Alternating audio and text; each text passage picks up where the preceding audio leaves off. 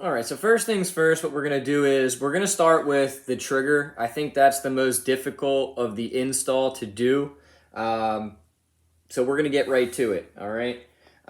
First things first, I pulled out the manual just in case I need it. I got my toolkit. I'm going right to the suggested size.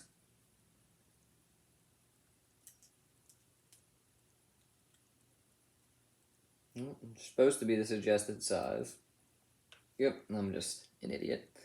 So I just take this like this. You take this off. And you really only need to do one side of the grips. I also thought that was a helpful tip. Someone else told me, because you you want to just get to the trigger guard assembly itself, which is right here. And that's real easy to do from the inside of here without having to take all the grip off. Okay, so what you can do is you just take these off. All right, I'm just going to put this down for representation. It's easier to do. You take your screws off here. And what I like to do is take this, fold it behind the trigger. Okay? Fold it behind the trigger like this. Now it's out of the way. So now this is what we're looking at here.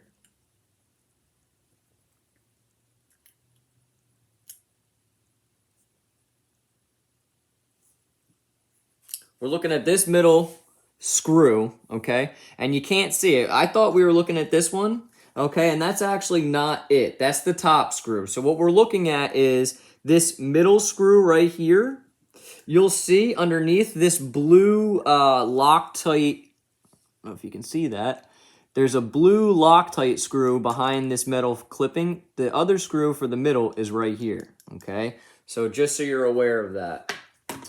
Another tip, whenever taking your gun apart, putting it together, it's always good to have a plastic bag, keep this around my tools, but also now you're not losing anything, okay? So again, we're going to get into here, keeping pressure on this trigger. And you're just going to turn this.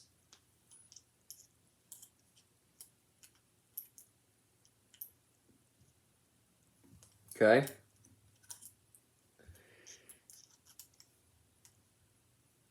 And you'll feel the trigger getting looser as you're turning this screw. I'm going to be honest with you, it's a little tight right here.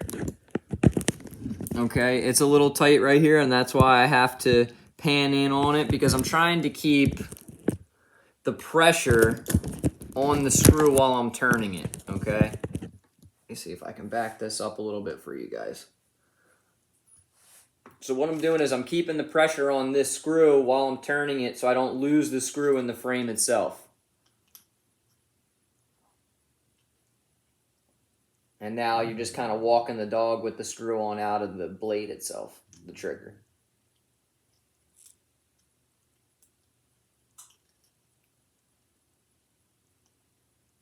Okay, so now the blade trigger just comes right off. I'm going to bring this over here and show you guys what I'm talking about.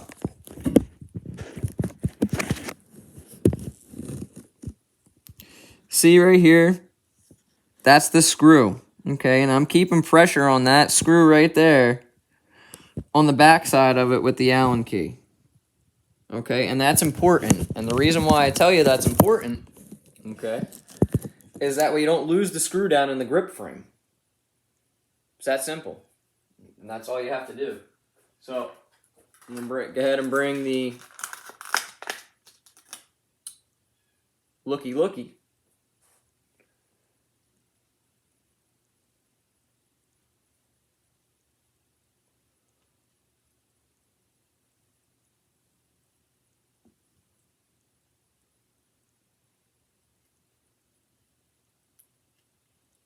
And I'm going to meet it so it sits nice and flush, okay?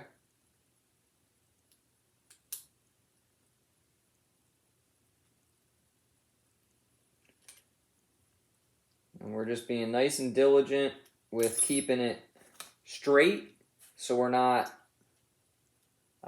stripping it. Again, you don't want to have any type of play in the trigger to that back bracket. And you'll start to see if it's crooked. And if it is crooked, you got to push it to the middle, okay? Because mine was just off to the side like this. If it is crooked, you got to push it back to the middle here. And I like just put pressure on it, right? Because that's just going to keep it straight. And once it's tight, you're not going to be able to adjust it. So I like to keep it right in the middle of where I'm keeping it, and then I go right into here into tighten it.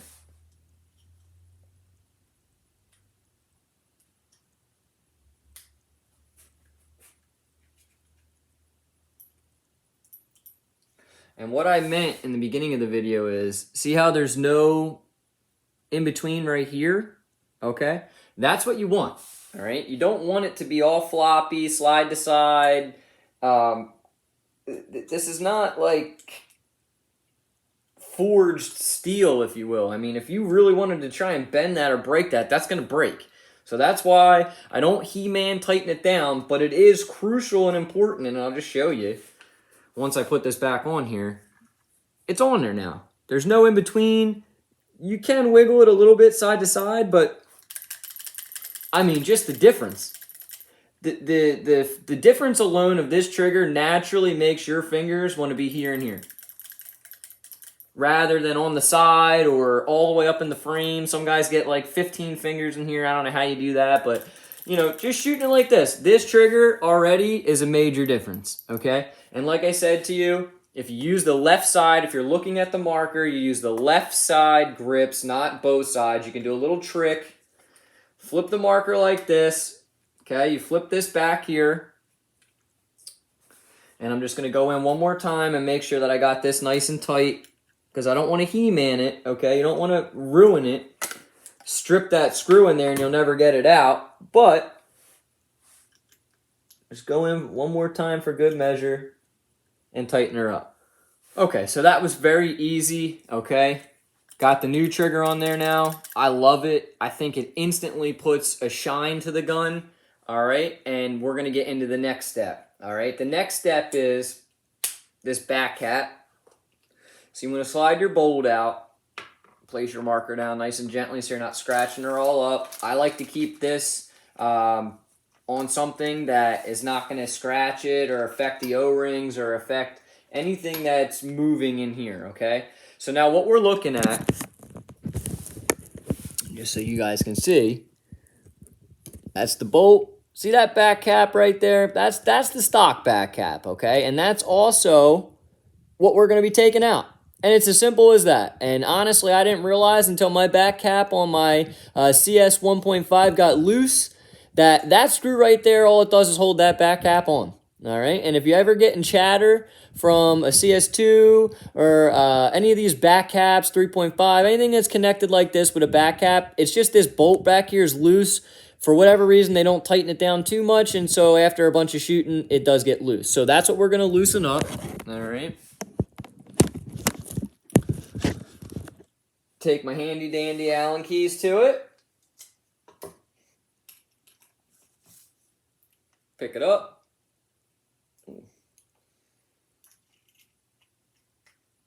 Give it a good little twist. Voila. Okay. That's that.